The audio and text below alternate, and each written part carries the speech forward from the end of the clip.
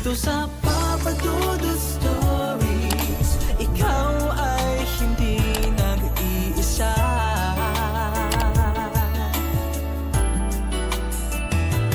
Dito sa Papa Dudut Stories, may nagmamahal sa'yo.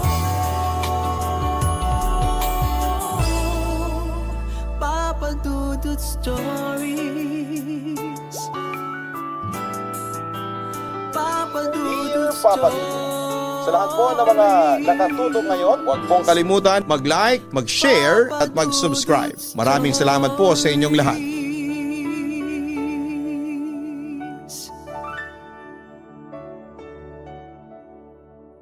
Kamatayan ang isang dahilan para magsama-sama ang mga taong nangungulila sa pagkawala ng isang tao. Kamatayan din ang dahilan kung bakit maraming alaala ang nagsisilabasan bilang pagbibigay respeto sa taong nawala. Ikaw kabarangay, ano ba ang nagawa ng pagkawala ng isang tao sa buhay mo?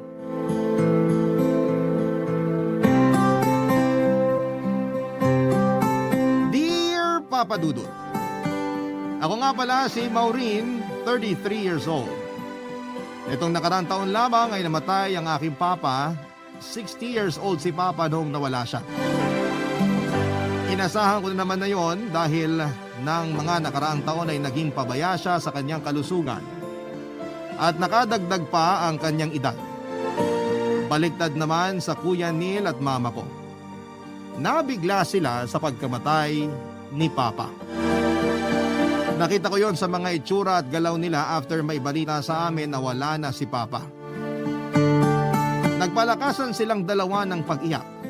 Habang ako naman ay nakipag-usap sa doktor dahil ako lang ang hindi umiiyak noon at nasa kalmadong estado. Ako na rin ang nag-asikaso ng release ni Papa sa ospital hanggang sa funeral homes na paglalagyan ng kanyang mga labi. Hinayaan ko munang iproseso ni na Kuya Neil at Mama ang nararamdaman nila. Kinaya ko naman din yon dahil sa aming tatlo ay ako lang talaga yung kayang makipaglaban sa emosyon. Kinailangan ko ring ma-distract para naman hindi na ako sumabay sa pagluluksa ni na Mama at Kuya. Nagpasalamat si Mama sa akin sa pag-asikaso ng lahat. Sinabi niyang hindi pa lang daw kasi talaga niya kayang harapin ang pagkawala ni Papa. Naiintindihan ko naman si Mama, 18 years old pa lamang silang pareho ni Papa ay magkasama na silang dalawa. Hindi ganong kadaling ipaliwanag sa diwa mo na wala ng kapareha mo. Sinabi ko na lamang kay Mama noon na huwag na niyang problemahin ang lahat. Ako nang bahala. Niyakap niya ako at sinabing kapag nakarecover na siya ay tutulungan niya ako. Tinulungan na rin ako ni Kuya Neil nang makita niyang hindi ko na kayang mag-isa na asikasuhin ang lahat. Konti lang ang naitulong niya noon pero nagpasalamat pa rin ako ng husto kasi mahirap para sa kanya na gawin yon. Lalo't siya ang pinaka-close kay Papa. Bawat galaw nga ni Kuya ay umiiyak siya. Parang ako pa yung nahirapan sa nakikita ko sa kanya, Papa Dudut. Kaya sinabi ko sa kanila na kapag medyo humupa na ang nararamdaman nila, ay saka na lang nila ako tulungan. Hindi pa rin naman sila nagpapigil, Papa Dudut. Tinulungan pa rin nila ako kahit na emosyonal sila ng mga panahong yon. Gusto pa rin daw nilang maging parte ng mga huling sandali ni Papa, Papa Dudut.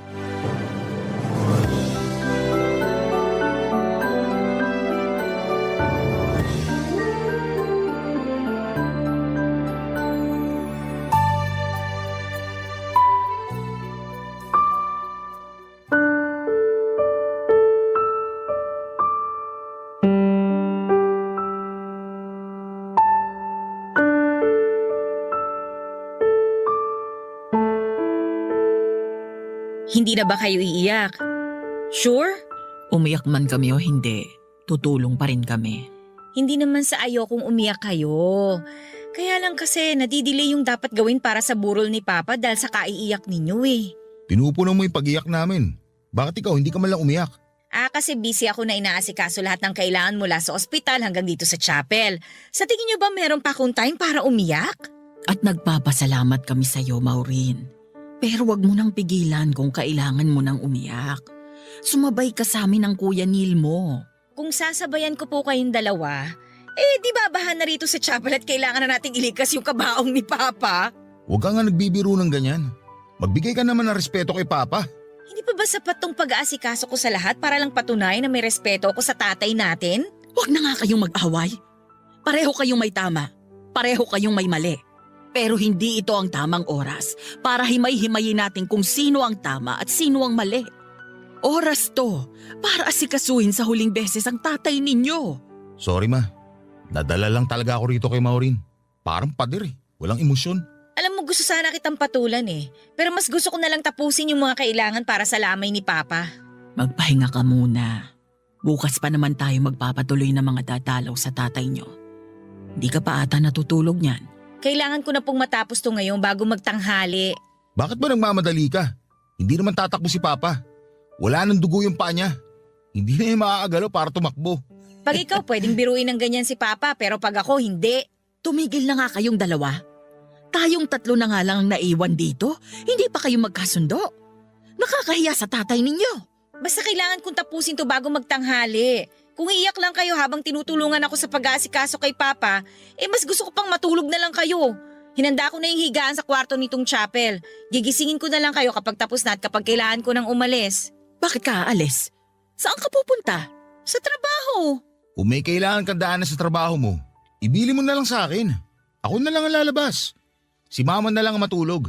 Bibili rin ako ng kape para sa mga bisita. Walang dadaanan sa opisina. Kailangan ko pang bumalik para makapagtrabaho na. Ilang araw na akong hindi pumapasok mula nung na-ospital si Papa. Bakit ka magtatrabaho? Alam mo namang namatayan ka. Alam ba sa trabaho mo na namatay ang tatay mo? Oo ma, alam nila. Bakit ka papapasok? Nasabi mo naman palang namatay si Papa. Nasabi ko pero gusto kong magtrabaho. Ang dami kong kailangang asikasuhin ngayon lalo patapos ng buwan. Maiintindihan naman sa trabaho mo kung hindi ka muna papasok. Baka boss mo pang magpauwi sa'yo niyan kapag nagpakita ka ron sa opisina ninyo. Nasabi ko na po sa kanya ma. Pinayagan naman niya akong pumasok. Anong klaseng boss yan? Pinayagan ka pa talagang bumalik sa trabaho. Kasi nagpumilit ako Kailangan ka rito. Kailangan ka namin para masikaso lahat ng kailangan ni Papa. Kaya nga inaasikaso ko ng lahat ngayon ng mag-isa para may ambag na ako. May naitulong na ako. Kayo nang bahala sa iba. Kung makapagsabi ka ng ambag, akala mo group project lang to. Namatay ang tatay mo, Maureen. Baka naman pwedeng ito muna asikasuhin mo kaysa sa trabaho mo. Ano ba naman yung 5 araw na ibibigay mo kay Papa? Maureen anak, makakapaghintay naman ang trabaho mo. Ma, marami talaga akong kailangan gawin sa trabaho. As in, ayoko matambakan. Paraan mo lang ba yan para takasan ang pagluluksa sa tatay ninyo? Hindi ma, kailangan ko lang magtrabaho kasi isa ako sa mga napipisil na gawing head sa department namin. Kailangan ko magpakitang gilas. Maureen, kamamatay lang ni Papa. Kilabutan ka naman kung promotion ang iniisip mo kaysa sa sarili mong tatay. Dito ka sa lamay magpakitang gilas, hindi sa trabaho. Nag-walk out si Kuya at hindi na ako hinintay na depensahan ang sarili ko. Naiwan kami ni Mama na nakatingin lang sa kabaong ni Papa. Ramdam kong galit din si Mama sa akin pero pinigilan niya lamang ang sarili niya. O baka kasi mas nang ibabaw sa kanya noon ang lungkot. Kaya hindi rin niya maproseso ng maayos ang galit niya. Nagtimpla si Mama ng kape at saka inabot sa akin at pareho pa rin kaming nakatingin sa kabaong noon. Hindi pa kami nagpapapasok ng bisita dahil nilaan namin ang araw na yon para sa aming pamilya. Hindi kami nag-uusap ni Mama habang magkatabi sa upuan sa loob ng chapel. Dinahandahan ko ang paghigop ng kape. Makalipas nga ang ilang sandali ay hinarap na ako ni Mama. Mahinahon naman niya akong pinakiusapan na kung pwedeng wag na muna akong pumasok sa trabaho. Pinayagan niya ako na pumasok after ng libing.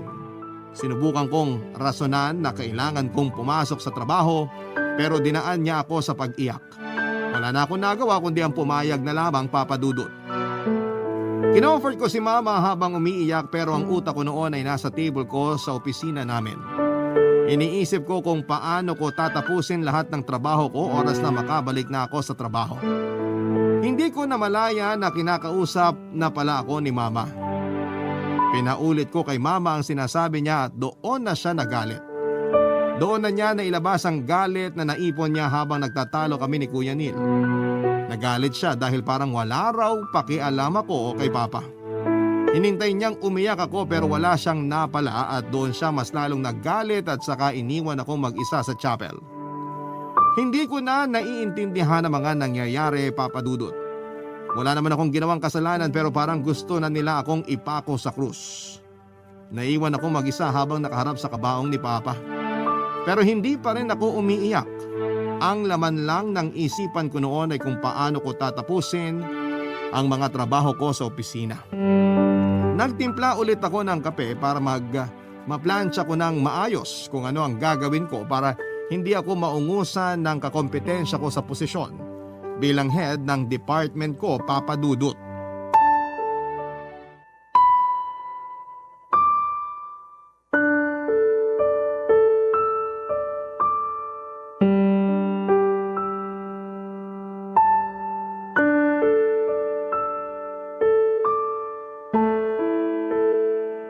Mag-uusap-usap tayong tatlo. Bawal mag-away. Naiintindihan niyo ba, Neil? Maureen? Pagsabihan niyo si Maureen. Siya naman ang dahilan ng away namin. Ako tong nananahimik dito tapos ako pa may kasalanan? Kasi masyado kang tahimik. Nawalan ka ng tatay. Kung mas nakakala mo nawalan ka lang ng medyas, na kinabukasan pwede kang bumili kagad ng kapalit. Sinabi kong walang mag-aaway eh. Sorry ma. Dadala lang ng emosyon. Baka kasi kailangan mong ayusin ang emosyon mo para hindi ka kagad sumasabog. Ikaw, sumabog ka naman minsan para makita naman namin kung may pakialam ka sa sarili mong tatay. Sinabi kong tama na. Sorry ma. Ay, kaya tayo mag-uusap-usap ngayon para planuhin na natin yung sasabihin natin sa huling gabi at sa simbahan bago yung mismong libing. Baka pwedeng sa susunod na po natin gawin yan, Ma. Malayo pa naman eh. Malayo pa?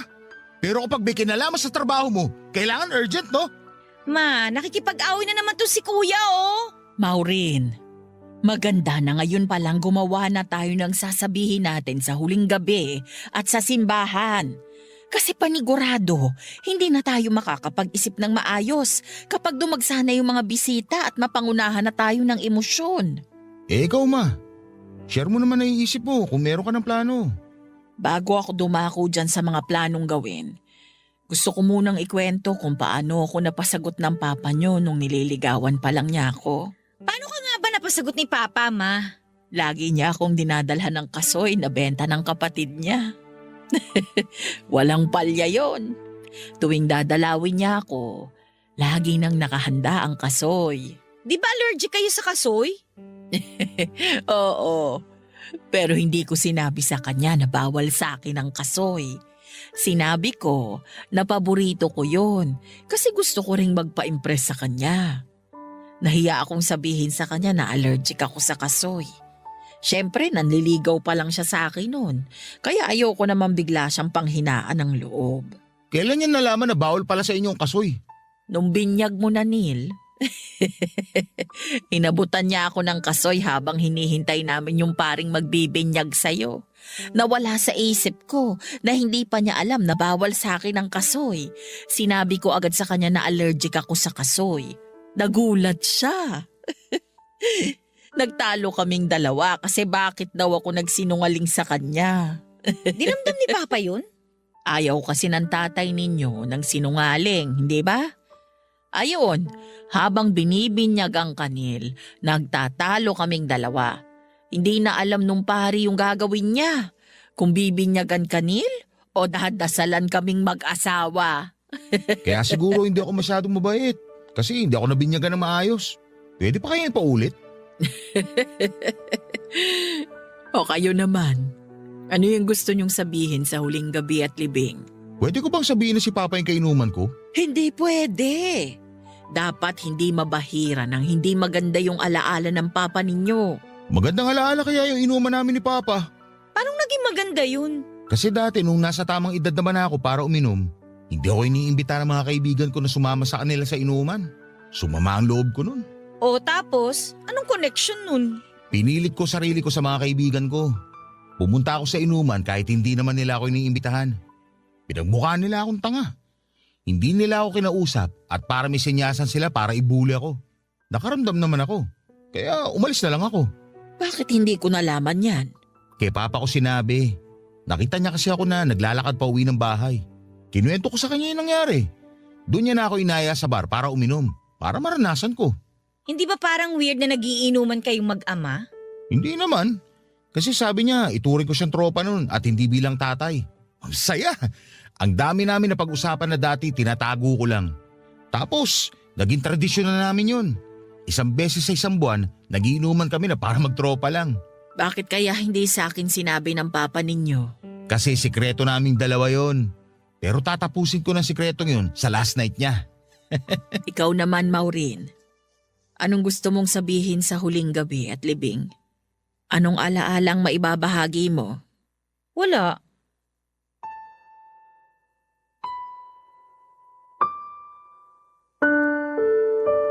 Napanganga na lamang sina mama at kuya sa sinagot ko. Malamig din ang pagkakasabi ko ng wala. At hindi ko naman yon sinasadya, Papa Dudut.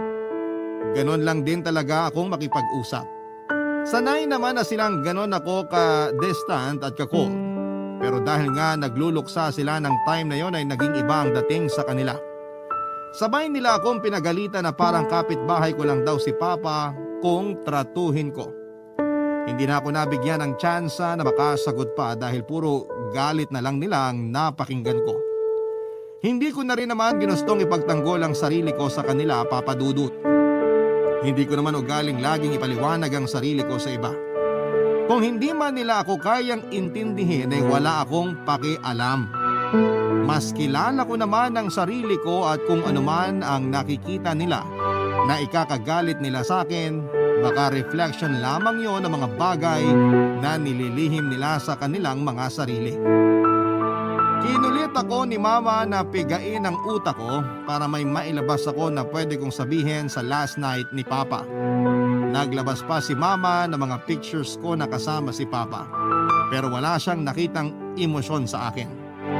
Nanakit na ang ulo ko sa mga pangaral ni na Kuya at Mama kaya sinabi ko na iidlip lamang ako dahil alam kong mas marami pang mga masasakit or mananakit pa ang utak ko oras na magdagsaan na ang mga dadalaw sa lamay ni Papa. Hinayaan naman ako ni Mama pero hinabol ako ni Kuya para paalalahanan na mahalaga si Papa. Hindi ko naman kinontra yon, Papa Dudut. Sinabi kong mahal ko si Papa at mahalaga siya sa akin. Pero kung wala man akong masabi sa last night niya, huwag nila yung masamain dahil wala naman akong ibang masamang intensyon. Doon talaga kami nagkakatalo ni na Mama at Kuya. Buo ang emosyon nila at handa silang ipakita yon sa anumang oras nilang gustuhin. Hindi naman ako katulad nila. Hindi ko sinasabing malakas ang emosyon ko pero kaya kong kontrolin yon depende sa sitwasyon. Bagay na pinag-aralan ko habang tumatanda. Lagi nilang sinasabi na wala akong emosyon at wala akong ibang pakialam kundi ang sarili at career ko lamang. Hindi naman ako nasaktan dahil kalahati noon ay katotohanan, Papa Dudut. Pero hindi ibig sabihin ay wala na akong pagmamahal sa pamilya ko. Iba lang talaga, Papa Dudut, kasi ang pamamaraan ko ng pagpaparamdam ng pagmamahal sa kanilang lahat. Barangay Love Stories. Barangay Love Stories.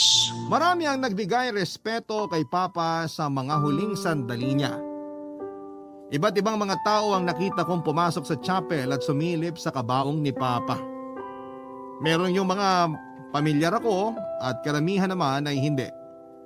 Kung hindi nila ipapakilala ang sarili nila sa akin ay hindi ko pa malalaman kung sino sila. Meron nga yung mga galing pa sa probinsya at talagang sinadyang puntahan ang lamay ni Papa kahit noong time na yon ay may paparating pang bagyo. Doon ko nakitang maraming nagmamahal kay Papa noong nabubuhay pa siya at marami ring nakipag-usap sa akin. Wala akong masyadong nasabi sa kanila lalo na tuwing nagtatanong sila tungkol kay Papa. Napansin ko may halong panghuhusga ang mga mata nila sa tuwing gusto nilang masagot ko ang mga tanong nila. Kapag gano'n na ang nakikita ko ay lumalayo na ako. Madalas andun ako sa kabilang chapel at nakikisalamuha sa mga bisita ng kung sino man ang nakalagak doon. Wala akong pakialam. Gusto ko lang makalayo sa mga mapanghusgang tao. Napansin ni Mama na nilalayuan ko karamihan sa mga bisita. Noong unang beses ay hinayaan niya lamang ako, pero noong dumating na ang mga malalayong kamag-anak ni Papa ay doon na niya ako nilapitan. Alam niyang nagtatago ako madalas noon sa kabilang chapel kaya pinuntahan niya ako roon. Nakaupo ako sa pinakadulong upuan para hindi ako mapansin na hindi ako kakilala ng namatay na nakalagak doon. Nakikinig lamang ako noon ng kanta sa cellphone ko nang lapitan ako ni Mama. Tinabihan niya ako sa upuan at tahimik lamang kaming pareho noon hanggang sa siya na mismo ang humarap sa akin para kausapin ako. Alam ko naman Papa Dudut na hindi ako pagagalitan ni Mama noon lalo't may nakakakitang ibang tao na hindi namin kilala. Malumanay niya akong kinausap after siyang abutan ng kape na nagsaserve sa lamay na yon.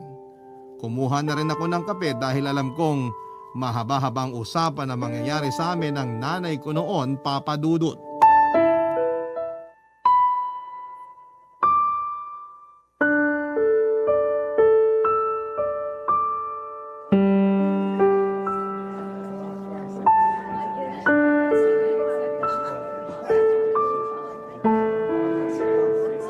Masarap yung kape nila rito, no? Kaysa dun kay Papa. Maureen, Hindi ba? medyo Paano mo nalaman na dito ako tumatambay, Ma? may nagsumbong sa akin. Si Kuya Neil. Yung pinsan mo sa side ng papa mo. Di ko pa nga sila ka-close pero sinusumbong na nila ako. Bakit kasi hindi mo subukang makihalubilo sa kanila? Kayahin mo si Kuya Neil mo. Kahit birthday ng mga kamag-anak ng papa mo, alam na niya. Iniimbitahan pa nga siyang pumunta. Magkaiba naman kami ni Kuya.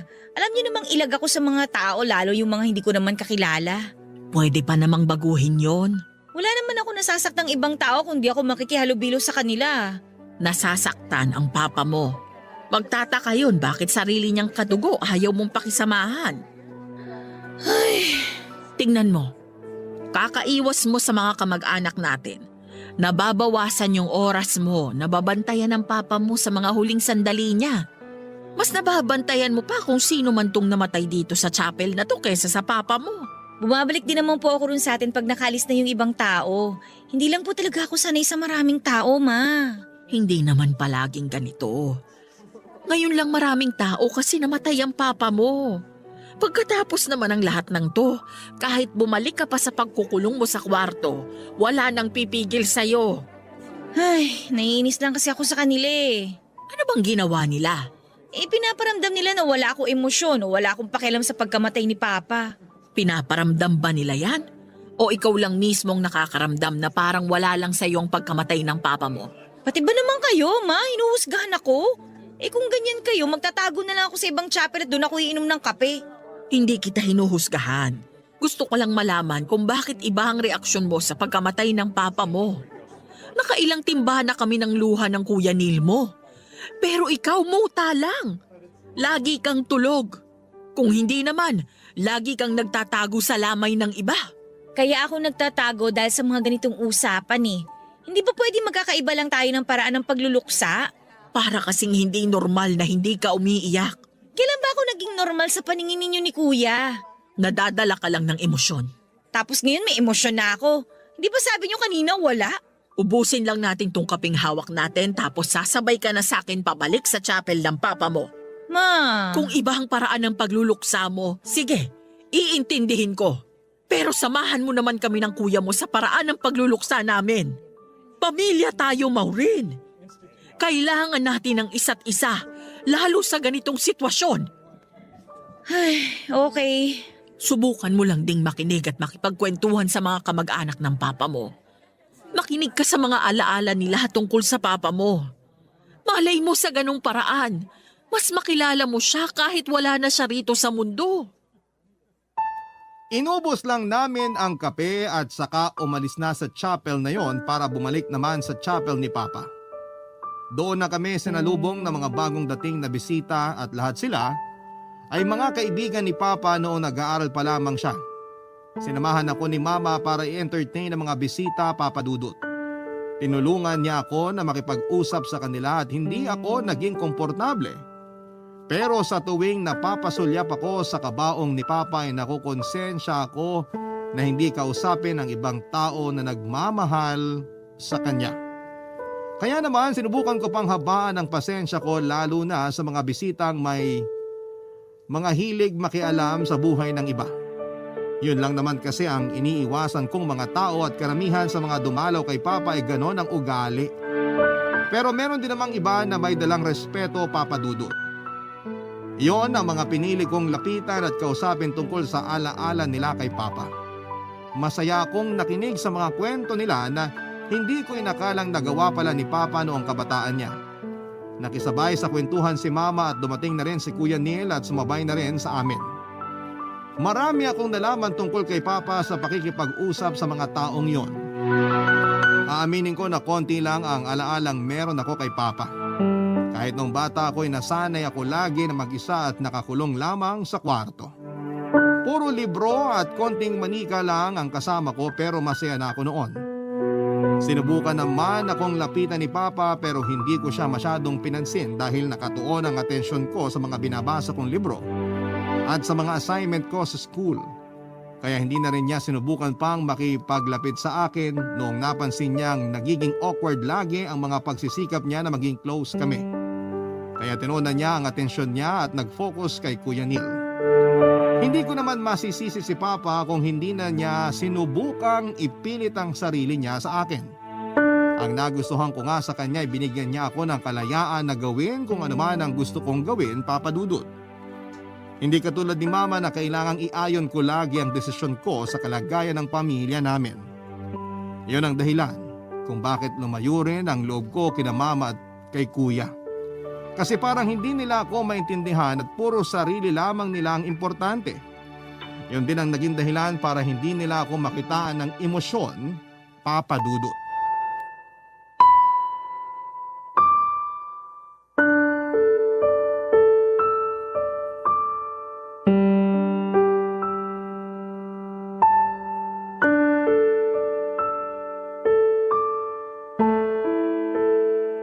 Saan ka pupunta? Bakit bis na bis ka? Pupunta ako ng opisina.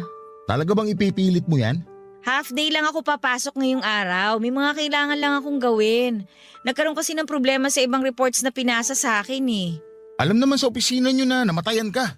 Bakit papapasukin ka pa nila? Napag-usapan na natin to, di ba? Hindi mo kasi maintindihan, kuya. Ikaw ang hindi makaintindi. 2 araw na lang ang titisin mo sa pagbabantay kay Papa, pero hindi mo pa magawa. Half day lang naman ako papasok sa opisina. Babalik din ako kaagad dito. Kahit 2 oras lang yan, hindi pa rin tama. Dapat nakatulang ang isip mo sa lamay ni Papa. Bakit kapag nagstay ba ako rito buong araw, babangon si Papa? Tingnan mo nga yung mga sagutan mo. Dinidepensahan ko lang naman yung sarili ko. Kahit naman nandito ako buong araw, wala pa rin magbabago. Patay pa rin si Papa. Wala akong sinabi na babangon si Papa kapag binantayan mo buong araw. Ang gusto ko lang, magbigay ka ng respeto sa tatay natin sa mga huling araw niya rito na kasama tayo. Siya munang unahin mo. Pagkatapos ng libing, kahit dumiretso ka na sa trabaho mo at doon ka na tumira, ayos lang. May kailangan nga akong gawin sa opisina. Emergency yon. Hindi ba emergency ditong lamay ni Papa? Kuya naman, babalik din ako. Bago magdilim, nandito na ako. Tutulong ako sa pagluto ng sopas. Kung gusto mo, makikipagkwentuhan pa ako magdamag sa mga bisita. Hindi yan ang gusto kong gawin mo. Dito ka lang at samahan mo kami ni Mama. Sulitin na natin habang nakikita pa natin ang mukha ni Papa. Kuya, saglit lang talaga ako. May mga bisitang darating. Mamayang hapon pa darating yung mga yun. Walang halos dumadalaw sa umaga ng ganito kaaga. Kung meron man, kaya nyo naman na silang asikasuhin ni Mama. Actually, marami kayong mag-aasikaso. Kasi pati yung ibang mga kamag-anak ni Papa, tutulungan kayo. Hindi yun ako kailangan dito. Makakadagdag lang ako sa sikip dito sa chapel. Ayaw mo talaga magpaawat? Hahanap ka talaga ng dahilan para matakasan yung pagbabantay kay Papa?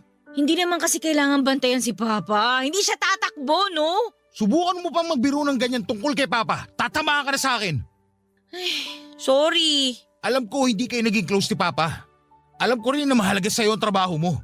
Alam kong yan ang nagpapasaya sa'yo. Pero kung ayos lang naman, samahan mo rin kami maging malungkot dito. Ilang araw na lang, Maureen. Babalik din naman ako kagad. Anak ka ng teteng naman, Maureen, no? Kahit murahin mo ako hanggang last night, aalis ako. Huwag mo na akong pigilan kung gusto mo makipaglibing pa ako. Hindi ko alam kung bakit ka lumaking ganyan.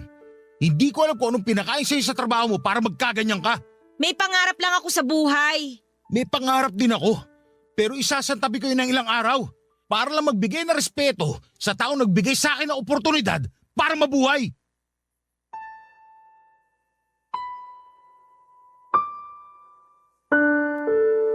Papa Dudut, iniwan ako ni Kuya at saka siya nagmadaling lumabas ng kwarto sa chapel. Ako naman ay nagpatuloy sa pagsusuklay sa harapan ng salamin na nakasabit sa kwarto. Nasaktan ako at natamaan sa mga sinabi ni Kuya Papa Dudut. Pero hindi ko nakita ang emosyon na yon sa salamin na kaharap ko. Inayos ko ang suot ko at chinek ko ang bag ko at chinek kong mabuti ang mga folder na hawak ko na ipepresent ko sa boss ko pagkarating ko sa opisina. Nag-spray ako ng pabango at inayos ang lipstick ko at tinignan ko muli ang refleksyon ko sa salamin at ngumiti. Doon na ako inabutan ng mama ko. Nagsumbong na pala si Kuya Neil sa kanya. Lalong nainis si mama sa akin dahil nakita niyang nakangiti pa ako sa harapan ng salamin, Papa Dudut. Mas lalo tuloy niyang inisip na talagang wala akong pakialam sa tatay ko. Inausap ako saglit ni mama para sabihin sa akin na hindi siya okay na papasok ako sa trabaho kahit ilang oras lang. Hindi ko na dinepensahan ang sarili ko katulad ng ginawa ko kay Kuya. Alam ko naman ang resulta noon. Alam kong tulad ni Kuya ay hindi rin ako maunawaan ni mama at hinayaan naman akong umalis ni mama nang wala na siyang ibang masabi para makumbinsi akong manatili, Papa Dudut. Nagmadali akong lumabas ng funeral homes na yon at saka nagtaxi papunta sa opisina.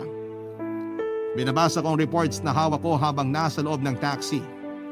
Maya-maya pa ay narinig ko mula sa radyo ang isang awitin na ginawa para sa mga ama na sumakabilang buhay na. Napatulala ako.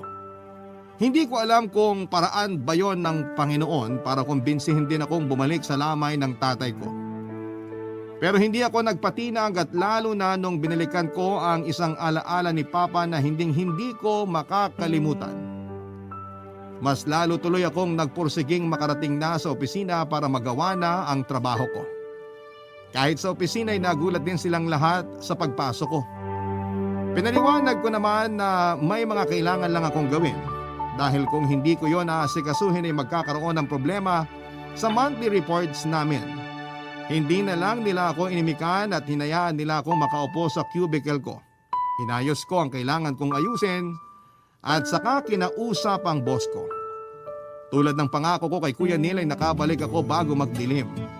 Tumulong ako sa pagluto ng sopas at tumulong ako sa pag-aasikaso ng mga dumarating na mga bisita sa lamay, Papa Dudut. Barangay Love Stories. Barangay Love Stories. Mabilis na lumipas sa mga araw at sumapit na ang huling gabi na makakasama namin si Papa. Malakas ang bagyo noon at walang nakapunta para sa last night. Maliban na lamang sa ibang mga kamag-anak namin na doon na rin natutulog sa chapel. Kaya lang ay nakakulong lang din sila sa kwarto ng chapel dahil naman may mga ibang aasikasuhing bisita. Ay tuloy pa rin ang libing at kinabukasan dahil sinabi sa balita na magiging maayos naman daw ang panahon pagkasikat ng araw. Nakaupo kami ni Mama sa harapan kung saan ay kitang-kita namin ang kabaong ni Papa. Kaming dalawa lang noon ang nakaupo roon. Si Kuya Neil ay umuwi muna sa bahay namin para sa libing. Nagkakape kami noon ni Mama habang nakatulala sa kabaong ni Papa. Nilalamig na siya noon, dala na rin ang panahon at lakas ng aircon. Pinasuot ko sa kanya ang jacket ko. Wala pa rin sa aming dalawa ang nagsasalita noon. Parang ang sarap lang sa pakiramdam na nakatulala lang kami sa kabaong ni Papa. Wala naman akong ibang iniisip noon at nakatulala lang talaga ako. Ewan ko lang kay Mama kung ano ang nasa isipan niya ng mga oras na yon, Papa Dudut. Natapos lang ang pagtulala namin nang makarinig kami ng malakas na hampas ng hangin sa labas. Parehas kaming nagulat at napatingin sa direksyon nung humampas na hangin. Nakakatakot ang lakas ng hangin. Dumikit sa akin ng konti si Mama dahil marahil ng takot sa nangyayari sa labas.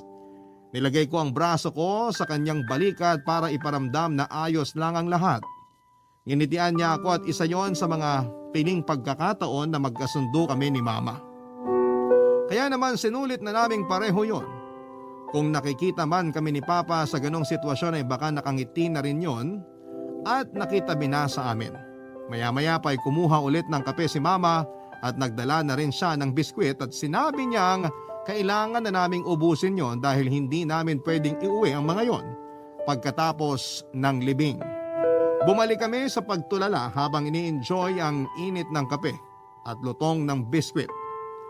Hanggang sa naisipan ni Mama na kausapin ako at kwentuhan ang mga ala-ala niya kay Papa Dudut.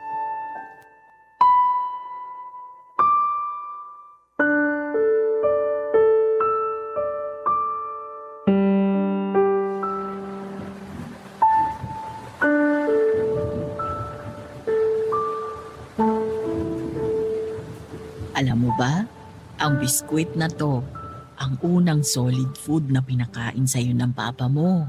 Bakit naman po biskwit? Salama yun ng lola aning mo. Wala ka pang 1 taon noon. Umalis ako saglit para kumuha ng damit mo sa bahay. Iyak ka na raw ng iyak. Gutom ka na raw. Sinabi ng mga tiyahin mo sa papa mo na pakainin ka ng biskwit kasi pwede na raw. So biskwit salama yung unang solid food ko? Huwag mo sanang husgahan ang tatay mo. Nag-alala lang yon kasi gutom ka na. Nakakatawa naman yun. Alam ko, konti lang ang naaalala mo tungkol sa papa mo. Makikipag-away na naman po ba kayo sa akin dahil doon? Hindi naman. Nalulungkot nga ako kasi hindi ka masyadong nagkaroon ng alaala kasama ang papa mo. Ano po ba kami nung baby pa ako? Baka meron kayong maaalala. Ay, marami. Gusto ko marinig, Ma. Sakto, bumabagyo. May kwento ako tungkol sa'yo at sa papa mo. 2 years old ka lang nun eh. Ano po nangyari? Ang lakas ng bagyo noon. Ang lakas ng hangin. Nag-brown out pa. Takot na takot ka. Panay ang iyak mo. Panaiyak palang ginawa ko nun, no? Kaya siguro ngayon ubus na ang luha ko. Baka nga. Paano niyo ako napakalma ni Papa? Sa totoo lang, si papa mo ang nagpakalma sa'yo. Pinasa kita sa kanya. Kasi natutuloy rin ako sa iyak mo. Tapos sinasabayan pa ng malakas na hangin at ulan. Kala ko naman tayong close nung baby pa ako. Kayo ng papa mo ang close nung baby ka. Halos ayaw mo nga akong lapitan. Maliban na lang kung may dala akong pagkain. Mahal na mahal mo ang papa mo noon. Ay, paano ako napakalma ni Papa? Nagtatago ka sa kilikili niya. Sa kilikili talaga? Kasi inuuto ka niya. Sabi niya, may protection daw yung kilikili niya laban sa brownout at hangin. Naniwala naman ako. Oo. At hinayaan niyo magtago ako sa kilikili ni Papa. Oo. Para mapatahan ka lang. Iba ang kilikili power ng papa mo. Kaya minsan, nangangamoy sibuyas ang bunbunan mo. Panay kasi siksik mo sa kilikili ng papa mo tuwing natatakot ka. Kadiri ah! Kadiri sa'yo ngayon. Pero noon, doon ka lang nakakahanap ng proteksyon. Sana man lang pinagamit yun ng deodorant o tawa si Papa para naproteksyonan din ang bunbunan ko sa anghit niya. Paminsan-minsan lang naman bumabaho ang kilikili ng papa mo. Kapag mas inuuna niyang bilhan ka ng candy kaysa sa tawas niya mismo. Ang gara. Ang OA naman na ibinibili niya ng candy yung dapat na pambili niya ng tawas. Ano, hikaws lang? Ay. Mahal ka ng papa mo. Kung minsan o madalas hindi mo yun naramdaman, ako na lang ang hihingi ng tawad. Pero mahal ka talaga ng papa mo. Pagkatapos ng libing, kung gusto mo pang magpakwento ng mga alaala nyo nung bata ka pa lang, handa akong magkwento. Pinatigil ko na sa pagkikwento si Mama Papa Dudut. Napansin ko kasi na bumibigat na naman ang mga mata niya dahil sa mga nagbabadyang pagbagsak ng mga luha niya. Ikinuha ko siyang muli ng biskwit para pagsaluhan namin at para matuon doon ang atensyon niya. Nagkwentuhan na lamang kami ng ibang bagay na walang kinalaman kay Papa. Sakto namang dumating na rin si Kuya Neil at basang-basa noon si Kuya dahil sa noong niyang malakas na pag-ulan. Makabalik lamang kaagad sa chapel. Kaya naman sinabi kong maligo muna siya at magpalit. Napansin kong naiiyak na naman si Mama. Kaya naman nagkwento na naman ako ng ibang bagay para mawala ang atensyon niya kay Papa. Hindi yun nakatulong, Papa Dudut. Pinapasok ko muna siya sa kwarto para makasama ng ibang kamag-anak namin. Maya-maya pa'y humampas na naman ng malakas na hangin. Natakot ako. Bigla akong napatingin sa kabaong ni Papa. Parang nung mga oras na yon ay gusto kong sumiksik muli sa kilikili niya tulad noong kwento ni Mama. Hanggang sa bigla na lang namatay ang ilaw. Nagkaroon ng problema sa poste ng kuryente na konektado sa funeral homes na yon. Lumabas ng kwarto sina Mama at Kuya para i-check ang nangyari at naiwan pa rin ang mga kamag-anak namin sa loob ng kwarto. Mukhang nakatulog na sila at hindi napansin na nawala na ng kuryente. Si Papa na lang ang nakalagak sa funeral homes na yon at nailibing na ang mga kasabayan niya. Kaya mas lalo akong natakot, Papa Dudut. Sinabi kong sasamahan ko sina Mama at Kuya sa pag-check sa admin ng funeral homes na yon. Pero sinabi nilang magbantay na lamang ako at silang dalawa na ang bahala. Tumango na lamang ako at naiwan akong mag-isa. Sinindihan ko ang isang kandila at saka nilapitan ang kabaong ni Papa. Malakas ang liwanag ng kandila na yon at nakatulong yon para makita ko ng mas mabuti ang mukha ni Papa sa gitna ng kadiliman sa chapel. Papa Dudut, sa pag-iisa ko noon kasama si Papa ay nanumbalik sa akin ng isang alaala na malaking dahilan kung bakit ganon ko hinaharap ang pagkawala niya. Nagbalik ako sa isang alaala nung ako'y 10 taong gulang pa lamang, Papa Dudut.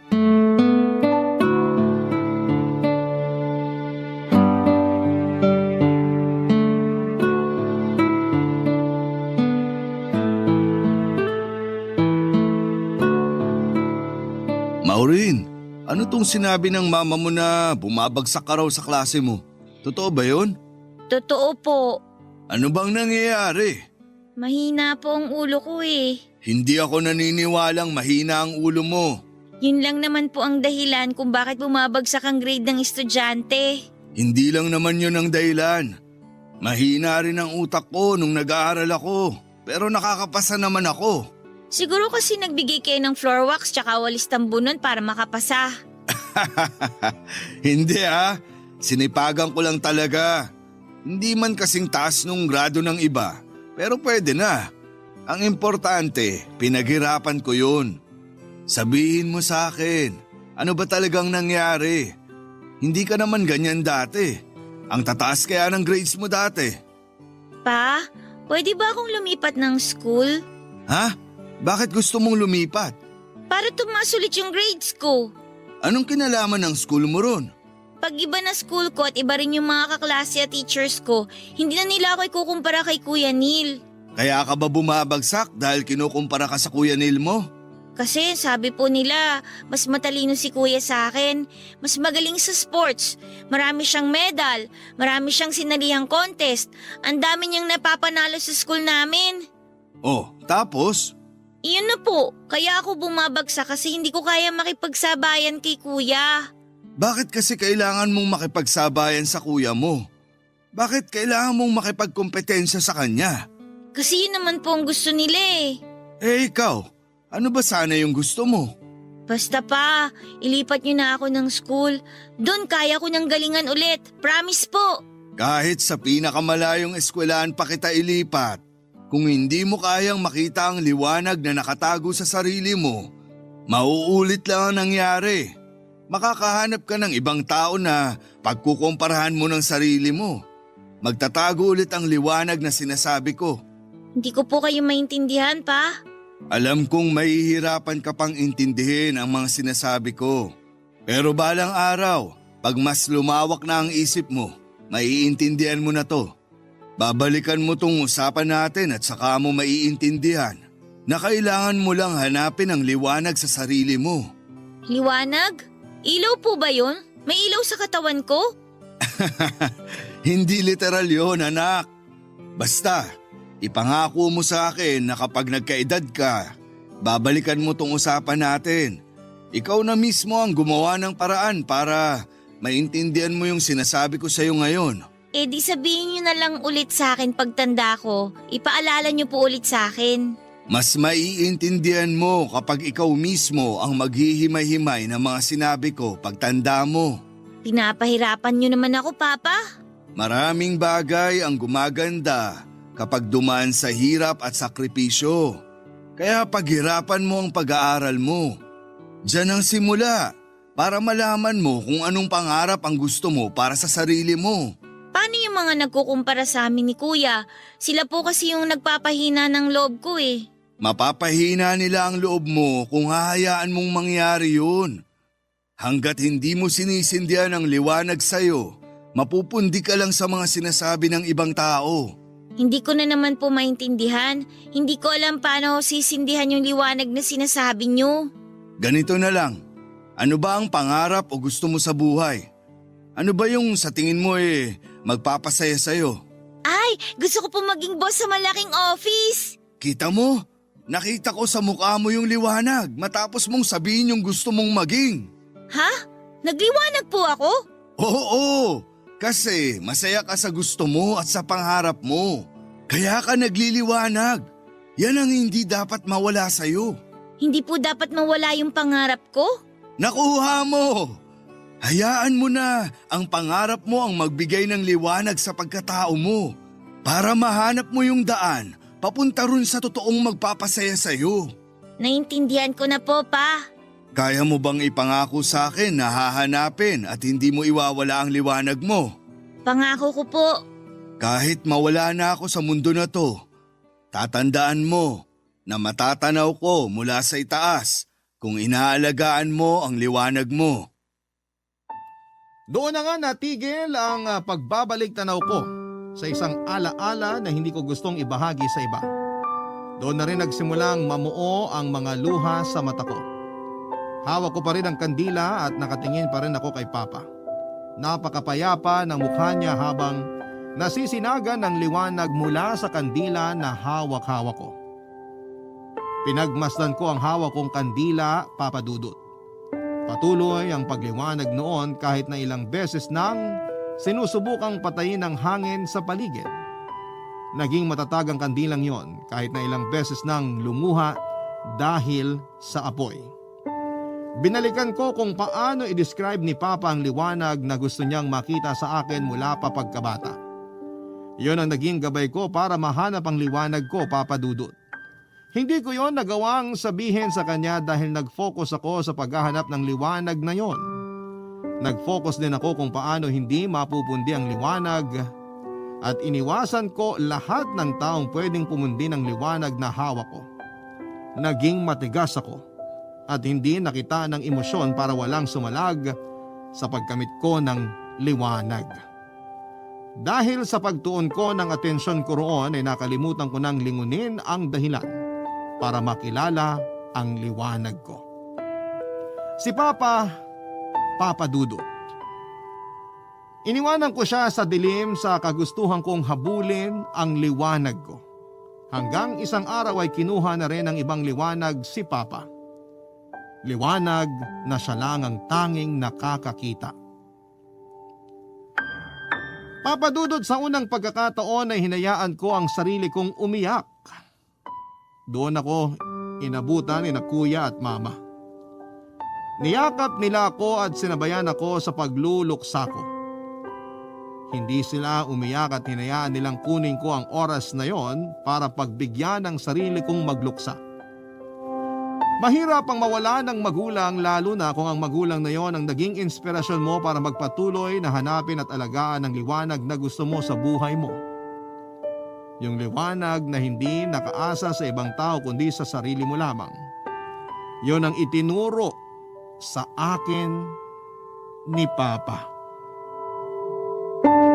Lahat yon ay nauunawaan ko noong panahon na natapos na ang liwanag niya sa mundong ito. Pero hindi ibig sabihin na wala na si Papa ay wala na rin akong dahilan para ipagpatuloy ang paghahanap ng liwanag ko. Mas lalo pa nga akong nagkaroon ng matibay na dahilan para magpatuloy pa dahil nasa itaas na si Papa at bitbit na roon ang liwanag niya. Ang liwanag niya na tumutulong para mas lalong maging maliwanag ang daan na nilalakaran ko patungo sa buhay na pangarap ko. Maraming salamat po sa pagbasa ng aking liham, Papa Dudut, naway mahanap ng bawat isa kung saan sila higit na magliliwanag. Ako ang inyong kabarangay forever, Maureen. Ang buhay ay maiwaga,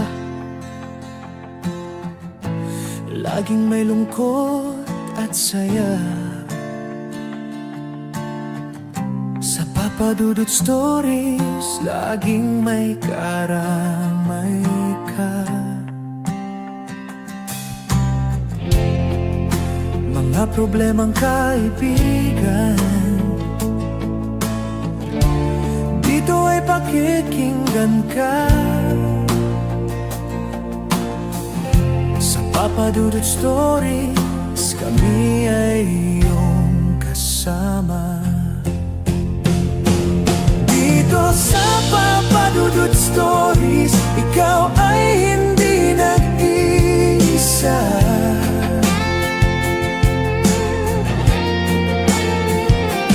Dito sa Papa Dudut Stories, may nagmamahal sa'yo.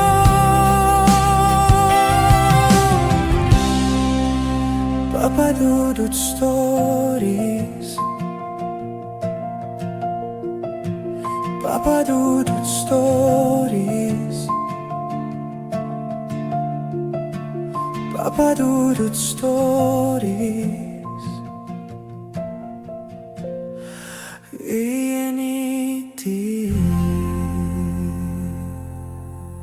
Dito sa Papa Dudut Stories, ikaw ay hindi nag-iisa.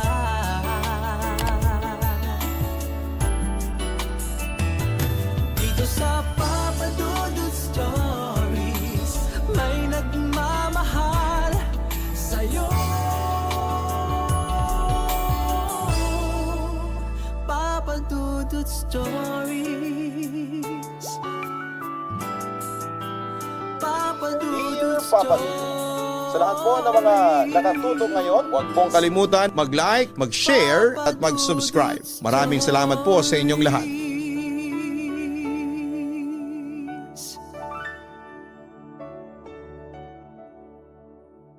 Ang pagtitiwala sa ibang tao ay kadikit na rin ng pag-iingat para sa ating sarili.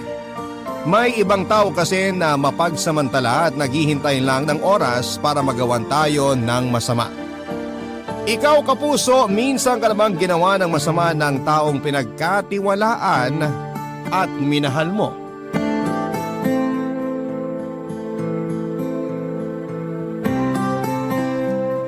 Dear Papa Dudut, kumusta po kayo at ang buong staff ng paborito kong programa na Barangay Love Stories? Sana ay nasa mabuti kayong lagay pati na ang ating mga kabarangay na nakikinig ngayon sa Barangay LS. Itago nyo na lamang po ako sa pangalang Abby. Hindi ko tunay na pangalan. 29 years old na ako at nakatira dito sa Tarlac at bago ko ipagpatuloy itong sulat ko ay gusto ko na ring ipaalam na marami akong impormasyon na sinadyang baguhin dito para maingatan ang aking personal na buhay. Panganay po ako sa 3 magkakapatid at nagtatrabaho si Papa sa malayo at may tindahan naman kami ng mga pang-almusal at merienda sa tapat lang din ng bahay namin. Kaya kapag wala akong pasok sa school, ako talaga ang nagbabantay doon dahil madalas na nagluluto si Mama. Pansit bato, palabok at mahablangka ang best seller naming paninda. Kaya yon ang hindi nawawala sa niluluto ni Mama. Hindi naman kami masyadong nakakaangat sa buhay, Papa Dudut. Sakto lang pero naibibigay ni na Mama at Papa ang pangangailangan naming mga anak nila. Minsan nga kapag mataas ang nakukuha kong grades noong nasa college na ako, binibigyan pa nila ako ng extra na allowance. Kaya naman mas ipinagbubuti ko ang pag-aaral ko para masuklian ang ginagawa nila para sa aming magkakapatid, Papa Dudut.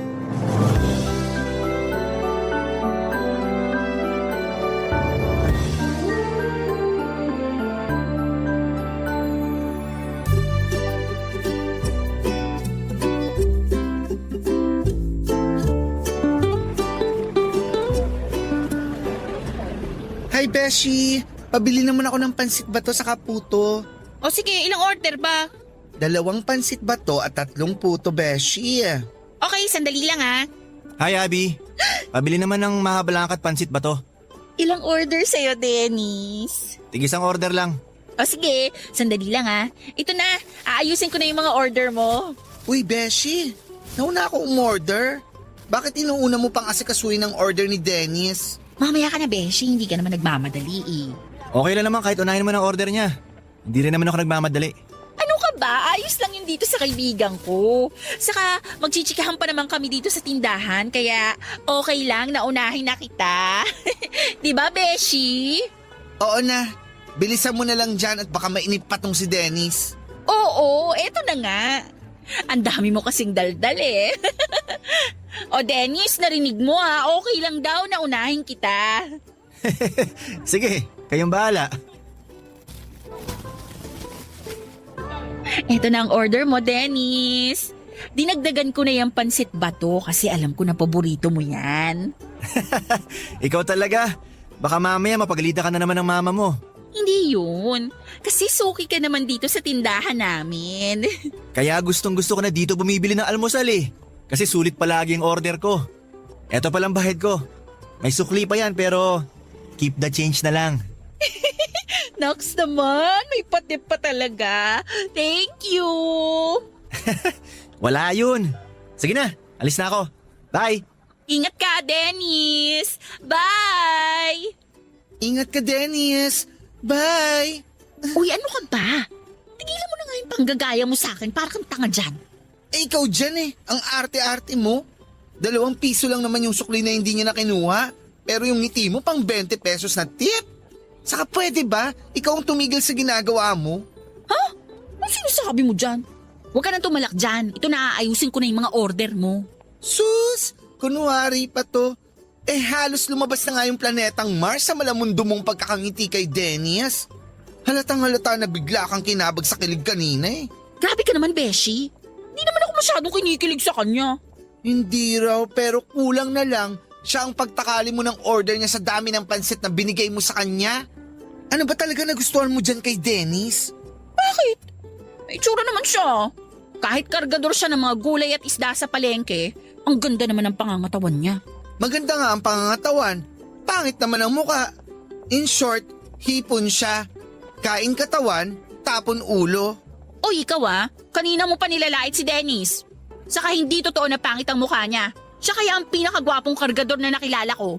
Ewan ko sa taste mo, Beshi. Malabo na ba mata mo? Pwede ba ipa-check up mo yan? Pero payo lang ha. Huwag kang masyadong pa-easy to get. Konting hinin naman. Hindi yung halos ipagduldulan mo na kay Dennis ang sarili mo. Halata tuloy na bibigay ka kagad kapag niligawan ka niya. Kaya konting pigil naman sana ng kilig sa katawan, Beshi. Papa Dudut, may malapit na palengke sa amin kaya ang mga kargador doon ay madalas na customer ng tindahan namin. Isa na nga sa mga suki namin ay si Dennis na medyo matagal ko na rin kilala noon. Sa dinami-dami rin kasi ng kargador na customer namin ay siya talaga ang pinakagwapo sa paningin ko. Matangkad siya, matipuno ang pangangatawan, hindi katangusan ng ilong pero ang ganda ng mga ngipin. Yun din talaga ang pinakagusto ko sa kanya. Sa paminsa-minsa na pagbili niya sa tindahan namin ay nakakakwentuhan ko na rin siya, Papa Dudut. Lalo na kapag mag-isa lamang ako sa tindahan kasi mas nagtatagal siya doon. Nakwento niya na 25 years old na siya noon. Hindi nakapagtapos ng high school at sa ibang probinsya talaga siya lumaki. Nagkataon lang na may kamag-anak siyang nag-offer sa kanya na magtrabaho doon sa lugar namin. At dahil may mga kapatid siyang nag-aaral sa kolehiyo ay tinanggap niya para makatulong umano siya sa pamilya niya. Hindi lang naman kasi talaga itsura ang nagustuhan ko kay Dennis, kung hindi pati na rin ang ugali niya. Ramdam ko na mabuti talaga siyang tao dahil sa mga kwento niya sa akin, Papa Dudut.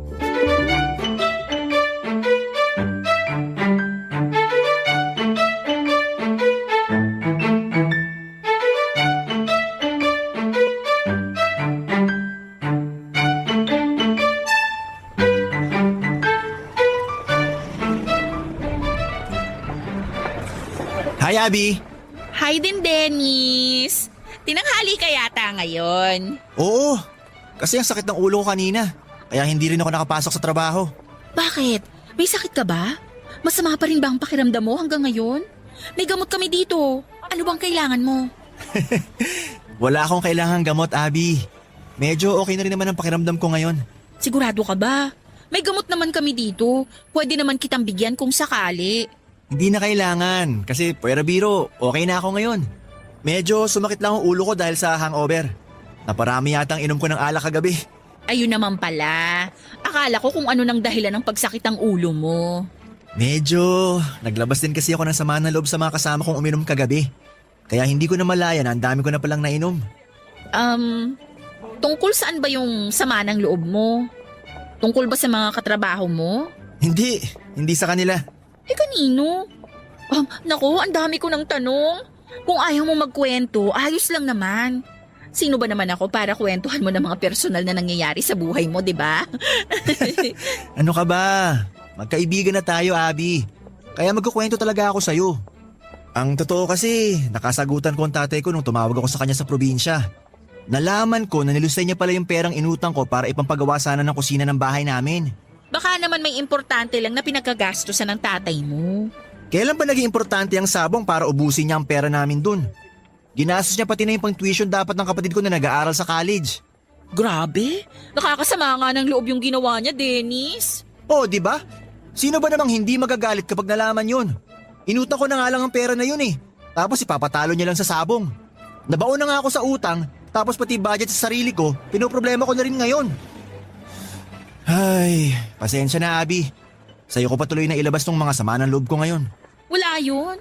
Willing naman ako makinig sa mga problema mo. Parang puro problema na nga lang ang kinukwento ko sa'yo eh. Sa bagay, wala namang magandang nangyayari sa buhay ko. Huwag mong sabihin yan, Dennis. Sigurado naman ako na may maganda ring nangyayari sa'yo. Pero siguro, hindi mo lang yun napapansin. Siguro nga, kasi lahat na lang na nakikita ko puro malungkot. Ang totoo, ikaw na nga lang ang nagpapasaya sa akin ngayon eh. Ha? Ako? Oo, yung mga ngiti mo at masasayang bati mo sa akin.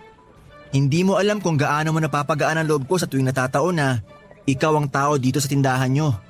Kaya, thank you, Abby. Kasi hinahayaan mo na makausap kita ng ganito. Naku, hindi mo naman kailangan magpasalamat. Basta kung kailangan mo na makakausap, nandito lang ako sa tindahan. Paiba ako. Ano palang gusto mong kainin kasi may natira pa ditong puto sa kapalabok? Palabok na lang para makatipid ako. O sige, sandali lang ha.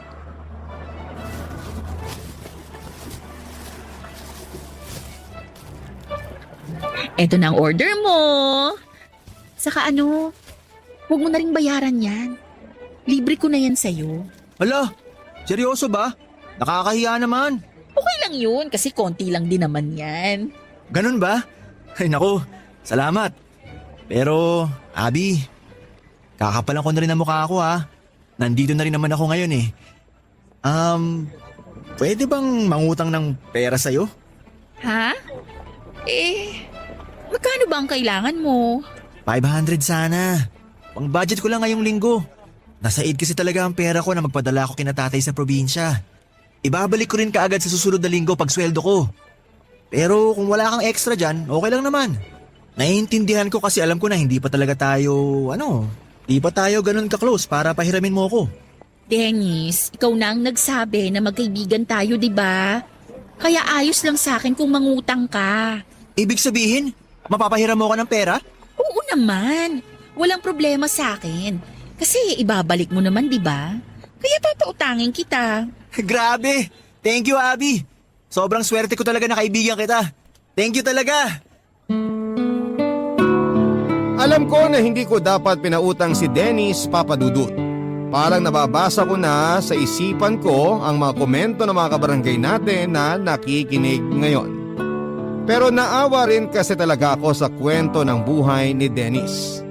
Alam ko kasi na breadwinner siya at wala siyang ibang malalapitan noon kung hindi ako lamang. Kaya ayoko siyang pagdamutan ng tulong. Mabait naman siya sa akin kaya ibinigay ko ang tiwala ko sa kanya at isa pa, gusto ko talaga siya noon. Kaya hindi ko siya natanggihan, Papa Dudut.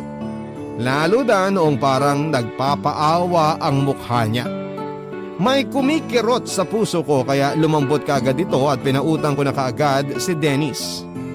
Pero galing naman yon sa sarili kong bulsa, Papa Dudut.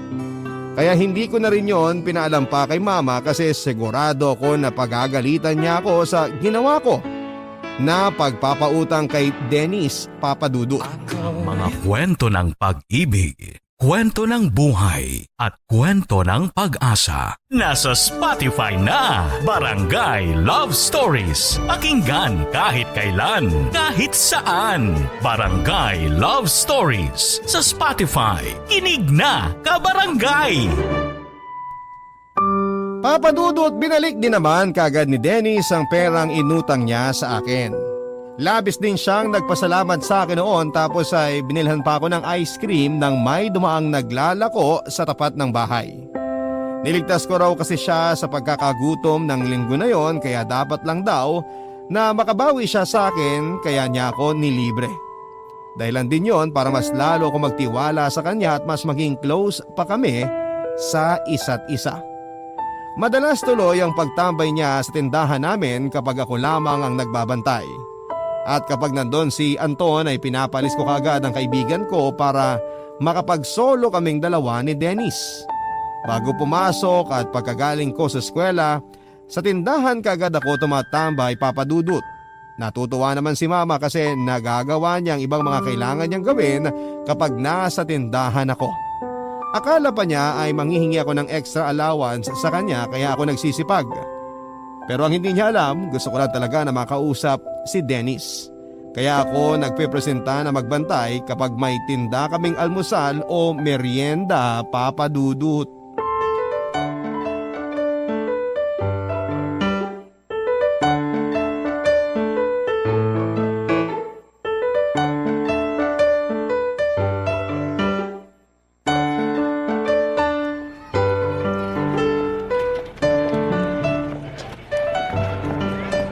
Tagal magbakasyon, no? Agree ako sa'yo, Beshi. Parang ang bagal ng paglipas ng mga araw ngayon. Kaya nga eh. Sana mag-finals na para maramdaman na natin ang bakasyon. Kinakabahan na nga ako sa finals eh. Kasi pagkatapos nun, magpo-4th year na tayo. Mas mahirap na ang mga subject natin pag nagkataon. Lahat naman kasi mahirap sa umpisa. Pero kung seseryosohin natin ang ginagawa natin, mababawasan ang hirap na pinagdaraanan natin. Ang lalim naman ng sinabi ng Beshi ko. Totoo naman ah. Palibhasa, puro boylet ang inaatupag mo, Beshi. Correction lang, marunong ako mag-budget ng oras ko. Ewan ko lang sa'yo. Hala? Wala naman akong love life. Kaya wala akong time na kailangan budgetin. Wala ngang love life. Pero kung umarte ka dyan kapag dumarating si Dennis, daig mo pa yung mga babaeng malapit ng ikasal sa kilig mo. Ewan ko sa'yo. Ang dami mong napapansin sa akin, Beshi ah. Hi, Abby! Kumusta? Ay, speaking of the devil. Shh! Tumahimik ka nga dyan, Beshi. Ano yun, Abby? May sinabi ka? Wala. Ang sabi ko, ayos lang naman ako. Ikaw, kumusta? Parang 2 araw kaya tang hindi nakadaan dito sa tindahan namin. Wow! Bilang na bilang ha? Beshi, sabi ng tumahimik ka eh. Sige, pauwiin kita. Ayun nga, Dennis. Parang hindi kita nakita nitong mga nakaraang araw. Oo nga eh. Kasi sinama ko ng isang tropa para makarakit dun sa ginagawa nilang bahay. Kailangan daw na magbubuhat ng mga materyales na ginagamit ng mga construction worker. Mas malaki ang bayad kaya kinagat ko na rin. Kaya naman pala. Ano palang bibilihin mong merienda? May mahablaan ka pa ba? Tsaka pansit ba to? Oo, meron pa dito. Ipagbabalot na kita ng tig-isang order. Ayun! Buti naman at hindi ako naubusan ngayon. Wala rin namang masyadong bumibili kapag araw ng Sabado. Eto na order mo. Salamat! Teka lang, Kukunin ko lang sa bulso ko yung pambayad ko.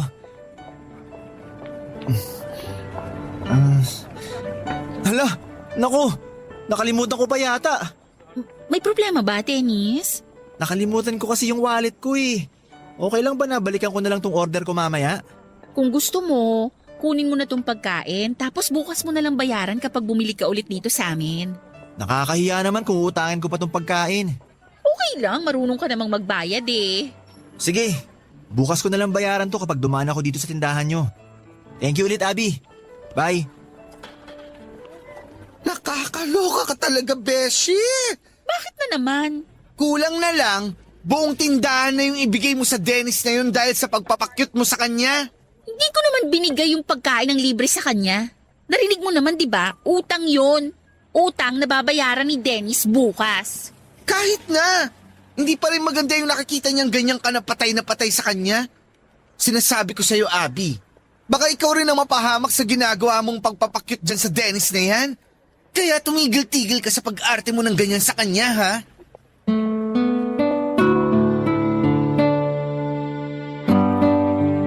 Papadudot ng unang beses na malaman ng best friend kong si Anton na may crush ako kay Dennis ay hindi niya kaagad yon nagustuhan.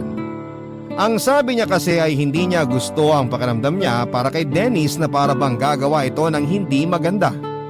Medyo nainis naman ako sa kanya kasi pakiramdam ko ay hinuhusgahan niya ang pagiging kargador nito. Siguro nga madalas na madungis tignan si Dennis dahil sa pananamit nito at palaging oily na mukha. Pero para sa akin ay mabait pa rin si Dennis at hindi namin dapat hinuhusgahan. Dahil nga sa hindi gusto ni Anton si Dennis para sa akin ay hindi ko na rin sinabi sa kanya ang tungkol sa unang beses na nangutang sa akin si Dennis, Papadudut. Pati na rin ang mga sumunod na pangungutang nito sa tindahan namin ay hindi ko na rin kinuwento pa sa kanya kasi alam ko na sisermonan lamang niya ako. Kaya lang naulit pa ng naulit ang pangungutang ni Dennis sa akin. Ang sabi niya, may sakit daw kasi ang nanay niya kaya kailangan niya ng malaking halaga. Wala akong pera ng araw na yon kaya doon muna ako kumuha sa kaha kung saan ay nakalagay ang pinagbentahan ng mga pagkain para may abot ang pera kay Dennis, Papadudut.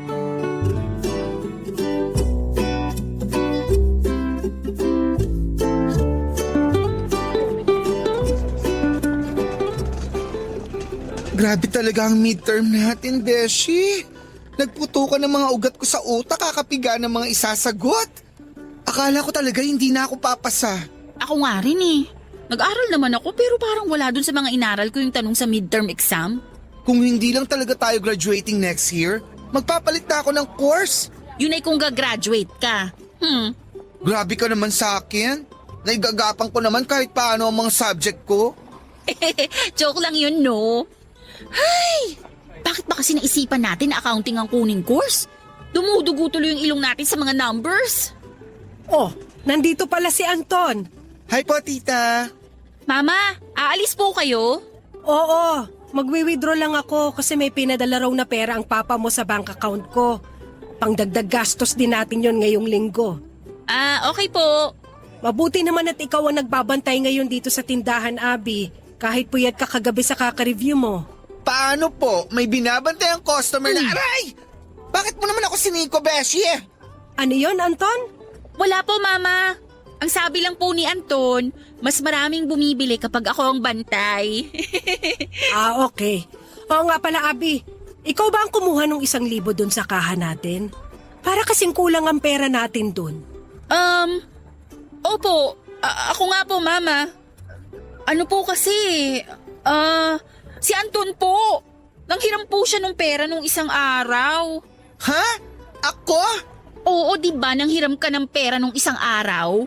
Pandagdag dun sa tuition mo para makapag-midterm exam ka? Diba? Ha? Oo. Tama. Oo. Ako nga po ang nangiram. Pasensya na po, tita. Ganun ba? Ayun nga po, Mama. Nanghiram po ng pera sa akin si Anton. Wala po kayo dito sa bahay. Kaya doon na lang po muna ako kumuha. Pasensya na po. Nakalimutan kong ipaalam sa inyo kasi nawala rin sa isip ko. Wala yon, anak. Si Anton naman pala ang nanghiram at para sa tuition pa niya.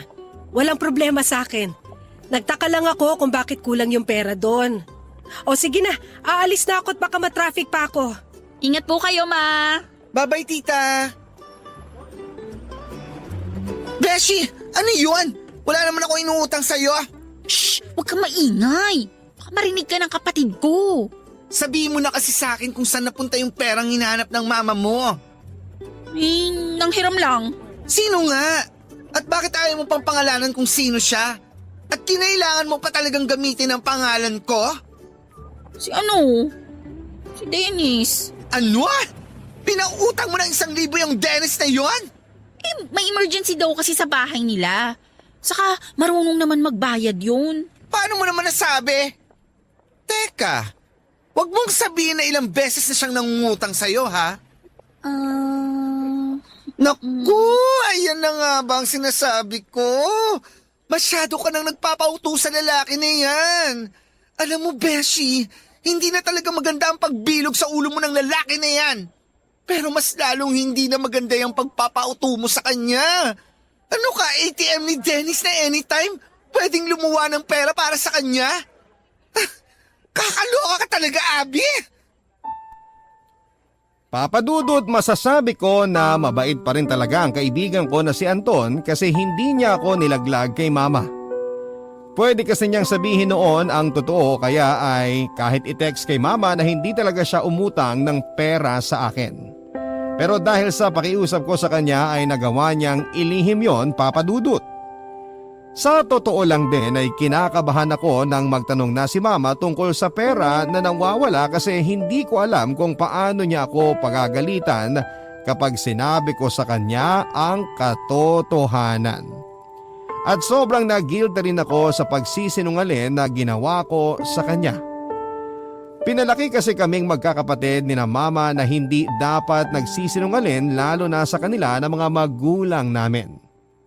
Pero nang mga panahon na yon, mas nangibabaw ang pagmamahal na nararamdaman ko noon para kay Dennis. Oo, alam ko na pagmamahal na ang nararamdaman ko sa kanya. Kaya ako nagagawa ang mga bagay tulad ng pagsisinungaling, Papa Dudut. Ang mga kwento ng pag-ibig, kwento ng buhay at kwento ng pag-asa. Nasa Spotify na, Barangay Love Stories. Pakinggan kahit kailan, kahit saan. Barangay Love Stories sa Spotify. Kinig na, kabarangay! Papa Dudut, hindi kaagad na ibalik ni Dennis ang hiniram niyang pera pero nagsorry naman siya at nag-explain. Sinabi niya na hindi pa raw kasi maayos ang lagay ng nanay niya sa ospital at marami pa siyang pinagkakagastusan. Mabuti na lang din at hindi na ulit tinanong pa ni mama ang tungkol sa pera na yon. Ganon kasi si mama kapag hindi kami masyadong nagigipit ay hindi niya naaalala kung sino yung may mga utang sa kanya. Minsan din na sumubok ulit na manghiram sa akin si Dennis ng pera pero medyo kapos na ako noon. Kaya sinabi ko na sa ibang araw ko na lamang siya siguro mapapahiram kasi wala pa akong extra na pera. Mas naging close pa kami lalo noon, Papa Dudut, kapag mag-isa lamang ako sa tindahan ay pinupuntahan niya ako para makipagkwentuhan sa akin. Minsan hindi siya bumibili ng pagkain at kinikilig ako kapag sinasabi niya na makita niya lamang ako ay busog na raw siya. Ramdam ko noon na may pagtingin na rin siya sa akin at nahihiya lamang na magtapat ng nararamdaman niya. Kaya nangayain niya ako na magkita kami at tumambay sa may tabi ng ilog ay hindi na ako tumanggi pa. Dahil naniniwala ako noon na doon na siya magtatapat sa akin sa tabing ilog, Papa Dudut.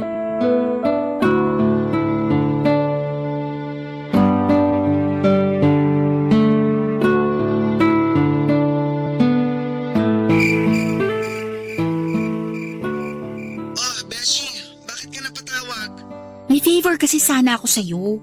Ano yun? Sabihin mo na, may booking ako ngayon. Utot mo! Wala ka namang boyfriend ngayon eh. Ganun? May favor ka pero nilalait mo ako? O di sige, wag mo na lang sabihin yan para hindi mo na... Uy, joke ko lang. Alam ko naman na hindi ka nawawala ng boylet kasi ang ganda-ganda mo. Isa kang Diyosa sa ganda. Pero ayun nga, Beshi. Nagpaalam kasi ako kay mama kanina na magkikita tayo ngayon. Baka lang bigla akong hanapin at tumawag siya sa'yo. Sabihin mo na magkasama tayo ah. Gaga ka talaga! Ilang beses mo na akong ginagamit na alibay ha? Sino bang kasama mo ngayon at hindi ka na lang nagsabi ng totoo kay tita? Huwag mong sabihin na si Dennis yan kasi kakalbuhin talaga kita. Oo, siya nga. Nandito ako sa may ilog ngayon at hinihintay ko siya. Kimber, nakal! Ano ba nakita mo sa lalaki na yan at dance ka sa kanya? Ay naku, wag mo na nga akong sermonan.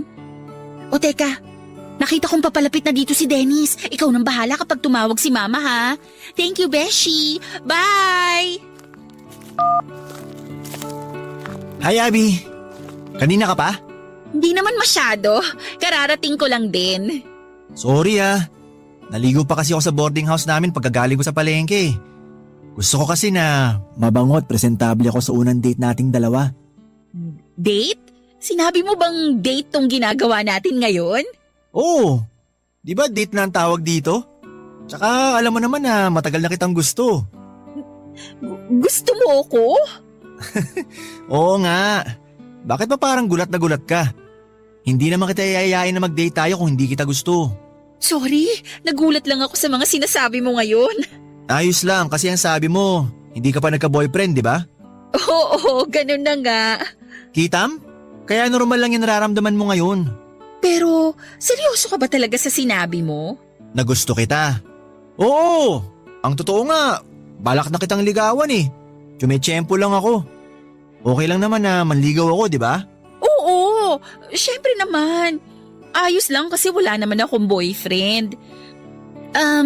May dala nga pala akong tinapay dito at saka inumin. Kain muna tayo? Sige ba? Eto. Salamat. Ang sarap ng palaman nitong tinapay Nagustuhan mo? Ako ang gumawa ng palaman na yan. Kaya naman palang sarap nito eh. Abby, oo nga pala. Di ba ang sabi mo nung isang linggo, mapapahiram mo ako ng pera? Nakakahiyaman pero baka pwede ko nang makuha yung pera ngayon. Yun ba? Pasensya ka na, Dennis. Pero hindi kasi ako nakahiram ng pera kay Anton. Hindi naman ako pwedeng humingi ulit kay mama kasi bayaran ng tuition namin. Pasensya ka na ha. Pero di ba sabi mo mapapahiram mo ko? Malinaw yung usapan natin eh. Ilang araw ko naghihintay tapos ngayon, pasensya lang sasabihin mo sa akin? Hindi naman ako nangako Ang sabi ko lang, susubukan kong gawa ng paraan. Ang dami mo namang sinasabi. Alam ko na may dala kang pera dyan at nagpapakibot ka lang. Ibigay mo na nga sa akin yung pera para tapos na tong usapan na to. Teka nga, yun lang ba ang dahilan kung bakit ka nakipagkita sa akin ngayon? So tama nga si Anton. Gusto mo lang na maging close tayo kasi napapakinabangan mo ko. Pwede bang huwag kang nakikinig sa kaibigan mong bakla? Nahahawa ka ng kaartihan sa kanya eh. Hoy, Abby! Saan ka pupunta? Bahala ka na sa buhay mo, Dennis. Ayoko nang makipag-usap at makipagkita sa'yo. Abby, sandali nga. Mag-usap muna tayo. Abby, ano ba? Tumigil ka nga muna sa paglalakad mo. Kausapin mo muna ako, Abby. Teka lang, sabi. Kailangan ko na nga yung pera ngayon. O edi ikaw ang gumawa ng paraan. Tutal ikaw naman na may kailangan ng pera. Puisit ka? Bahala ka na talaga sa buhay mo. Hindi mo na ako ulit mauuto. Kapal ng mukha mo. Kahit kailan, hindi mo na ako... Dennis! Bakit mo ako sinaksak? Putak ka kasi ng putak eh. Kakarindi ka na.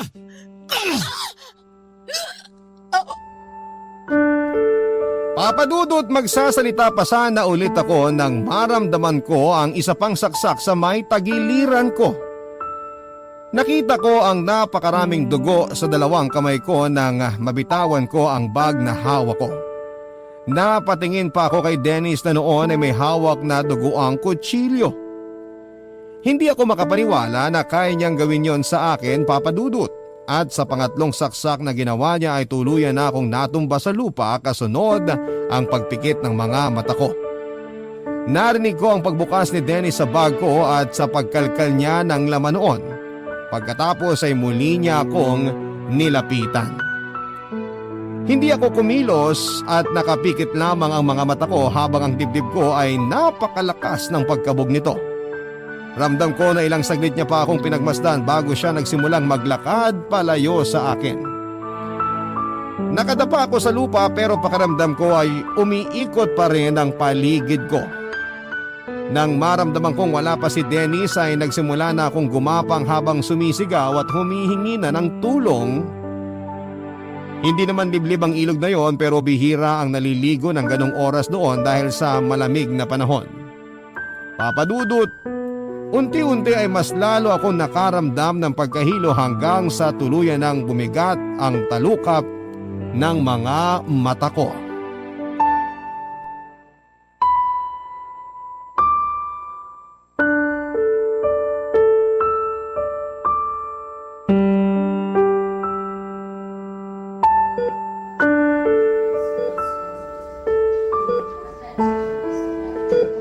Anton?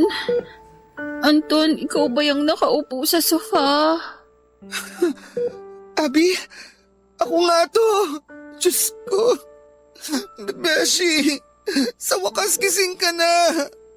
Sorry, malabo pa kasi yung paningin ko. Pero mas malinaw na kitang nakikita ngayon. Aray! Oo, huwag ka munang kumilos. Ang sakit ng buong katawan ko. May mga tahi ka kasi kaya nakakaramdam ka ng kirot sa katawan mo. Hahawakan ko na lang tong kamay mo. Nasaan ba ako? Nandito ka sa ospital. Hindi mo ba natatandaan kung anong nangyari sa'yo? Kung bakit nandito kang ngayon? Masakit ang ulo ko. Hindi ako makapag-isip. Pero natatandaan mo ba nung huling magkausap tayo sa cellphone? Yung sinabi mo sa akin na kapag tumawag ang mama mo, sabihin ko sa kanya na magkasama tayong dalawa? Oo, natatandaan ko yun. Natatandaan mo rin ba kung sino ang kasama mo nun? Pumunta lang ako sa may ilog kasama si Dennis. Tapos sinaksak niya ako. Sinaksak ako ni Dennis. Gusto niya akong patayin, Anton. Tama na. Huwag ka nang umiyak. Wala na si Dennis dito. Hinahanap na siya ng mga pulis ngayon. Kaya hindi ka na niya masasaktan pa. Abi! Anak! Gising ka na! Mama! Kakagising lang din po niya, tita. Mama, sorry po. Okay lang yun, anak. Tahan na. Kumusta na ba ang pakiramdam mo ngayon? Masakit po ang buong katawan. Hindi ko po masyadong maikilos. Huwag ka na lang muna masyadong gumalaw para hindi kumirot ang mga sugat at tahi mo. Mama, hindi ko po gustong magsinungaling sa inyo. Sorry po. Akala ko po kasi mabuting tao si Dennis. Ano ba kasing nangyari, anak? Bakit nandun ka sa lugar na yun? Nakipagkita po siya sa akin. Kasi ang sabi niya, gusto niya raw po akong makasama. Pero bakit hindi mo sinabi sa akin ng totoo na siya pala ang kikitain mo? Natakot po kasi ako. Alam ko rin po na hindi niyo ako papayagan. Hindi talaga kita papayagan kasi marami akong naririnig na hindi maganda tungkol sa lalaki na yon. Sinasabi nga rin sa akin ng ibang kapitbahay na pagsabihan raw kita na layuan mo na si Dennis. Mabisyo raw ang lalaking yun at gumagamit pa ng pinagpapawal na gamot. Pero hindi ako nakinig sa kanila kasi kilala namang kita. Alam ko na alam mo ang limitasyon mo at may tiwala ako sa'yo. Mama.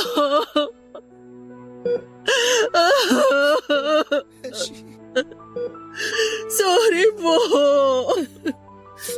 Sorry po sa inyo ni Papa kasi nagsinungaling po ako. Ayoko talagang gawin yun pero hindi ko po napigilan ang sarili ko. Masyado po akong naniwala kaagad sa mga sinabi sa akin ni Dennis. Pinilog niya po ang ulo ko. Kinuha niya po ang loob ko. Kaya po nagawa ko siyang mahalin. Pero hindi ko po alam na masama pala siyang tao. Hindi ko po inakala na may masama siyang balak sa akin. Sorry po, Mama. Sorry po. Sorry po sa inyo ni Papa. Tama na. Huwag ka nang umiyak. Nangyari na yon. Ang mahalaga ngayon, ligtas na ang buhay mo. At nangangako ako na hindi ka na uli pa masasaktan ng hayop na yon. Gagawin namin ng papa mo ang lahat para magbayad siya sa ginawa niya sa'yo. Pangako yan, anak. Papadudot ang kwento sa akin ni Anton ay nag-worry raw siya sa akin nang hindi na ako sumasagot pa sa text niya kaya kaagad niya akong pinuntahan sa may tabi ng ilog na sinasabi ko sa kanya noon. At halos mahimatay daw siya nang makita niya akong duguan sa lupa. Binatatag niya lang daw ang sarili niya lalo na nang malapitan niya ako at maramdaman niyang humihinga pa ako. Nandun pa raw ang bag ko sa tabi ko pero wala na raw ang cellphone at ang wallet ko. Kagad siyang nakahingi ng tulong sa mga taong nakatira malapit sa tabi ng ilog at nagawa akong dalhin sa ospital. Maraming dugo ang nawala sa akin at ilang tahiraw ang ginawa sa sugat ko. Pero mabuti na lang daw talaga at walang maselang internal organ na tinamaan ang mga saksak na ginawa ni Dennis sa akin. Kaya kaagad na nailigtas ng mga doktor ang buhay ko. Papadudot nung unang araw na magising ako ay takot na takot talaga ako kasi pakiramdam ko ay babalikan ako ni Dennis para patayin. Sa tuwing ipipikit ko ang mga mata ko ay nakikita ko ang mukha niya nagigil at gusto kong saksakin. Yun din ang napapanaginipan ko sa tuwing makakatulog na ako kaya palagi akong nagigising na umiiyak at minsan ay nagwawala pa. Umuwi naman noon si Papa sa Tarlac at nagpapalitan sila sa pagbabantay sa akin ni Mama. Ayoko kasi talaga nang walang kasama sa kwarto at ayoko rin noon na patay ang ilaw. Para kasing nasa paligid lamang si Dennis noon at naghihintay ng pagkakataon na muli akong magawan ng kasamaan. Hanggang sa lumipas ang halos 2 linggo. Tuluyan na siyang nahuli ng mga pulis. Discharge na rin po ako noon sa ospital at nagkaharap na nga kaming dalawa sa presinto. Hindi ko na po napigilan ang sarili ko na maiyak sa takot nang makita ulit siya dahil parang bumalik sa isipan ko ang ginawa niya sa akin. Si Papa naman ay nagawa siyang suntukin ng 2 beses sa muka bago naawat ng mga pulis. Nalaman namin Papadudot na wala na pala talagang pamilya si Dennis at nag-iisa na lamang siya sa buhay. Madalas din siyang nakikita ng ibang kapitbahay namin na nasa sabungan o kaya ay nakikipag-inuman at napapaaway pa sa kabilang bayan. Sa madaling salita ay lahat ng mga sinabi niya sa akin ay puro kasinungalingan lamang para makuha niya ang loob ko at matuloy ang masamang balak niya sa akin. Hindi naging mabilis ang takbo ng kaso kahit matibay ang ebidensya na pinagtangkaan ni Dennis ng masama ang buhay ko. Ganon yata talaga ang paglilitis ng mga kaso dito sa bansa natin. Sadyang mabagal kahit nakalatag na ang lahat ng katibayan. Ganon pa man ay guilty pa rin ang naging hatol kay Dennis sa huli, Papadudot. Mahigit 10 taon na ang nakalipas mula nang makaligtas ako sa pangyayaring yon. At hanggang ngayon ay nagsisisi pa rin ako at nagmahal ako ng isang lalaking kagaya ni Dennis.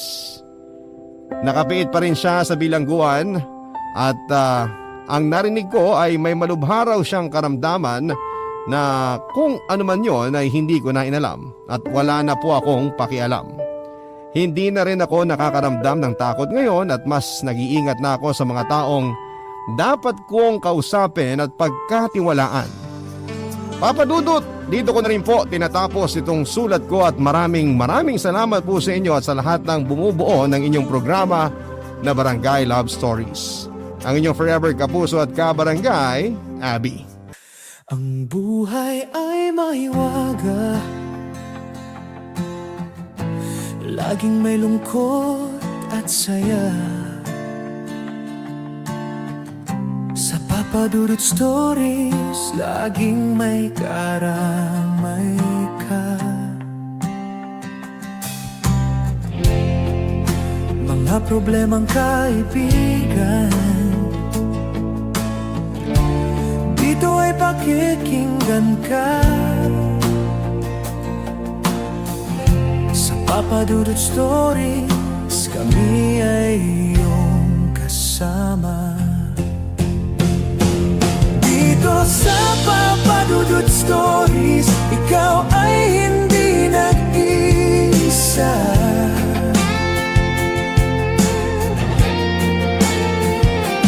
Dito sa Papadudot Stories, may nagmamahal sa'yo.